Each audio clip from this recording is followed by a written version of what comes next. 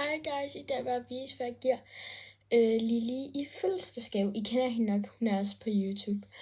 Og Lili, hvis du ser med, så skål. Skål videre. Jeg vil ikke have, du ser det. Jeg vil gerne give dig den, uden du ved det. Jeg ved godt, du stadig ikke er her. Skål nu bare videre, okay? Tak. Og det første, det er den her tegning.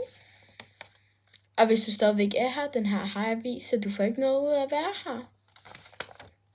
Det er den her tegning.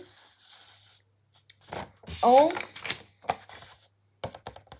et lille gavekort. Der står her, gavekort til, at jeg kan lave dine negle, hår og makeup.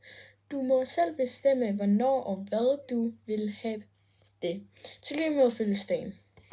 Og så er der en pil her, som der mener, at vi skal gå om på den anden side. Forresten, kan ikke lave lange negle.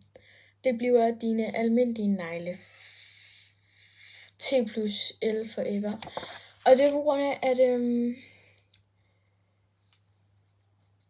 jeg synes bare, hvis jeg bare laver hendes negle og ikke putter noget ovenpå, så føler jeg bare, at det er sådan mere naturligt. Og jeg tror også, det vil blive flottere på grund af det der med at have falske negle. Det er faktisk ikke så godt for ens negle. Så det er derfor, at jeg bare putter sådan nogle her på, ikke? Med topcoat og basecoat. Jeg skal bare lige have købt måske lidt flere, hvis hun gerne vil have noget. Jeg har også almindelige neglelakker. Og så har jeg jo masser af ting til at gøre det der, inden vi putter negle på. Jeg har også lige fået lavet mine. Men ja, det var det for den her video, hvor jeg lige viste, hvad jeg giver hende.